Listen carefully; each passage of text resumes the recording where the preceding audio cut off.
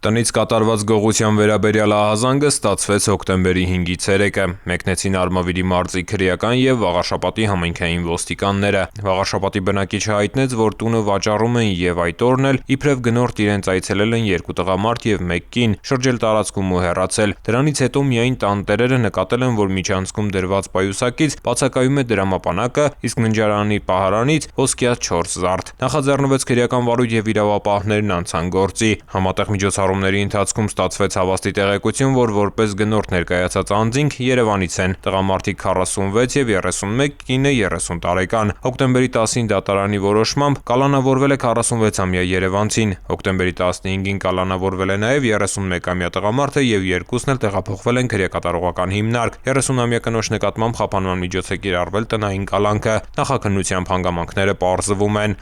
Հանցանքի մեխանիզմը ներկայացնելն ինքնանպատակ չէ։ Այսպես փորձում ենք նաև տեղեկացնել մեր քաղաքացիներին, որ նման վիճակում հայտնվելիս լինեն առավել զգոն։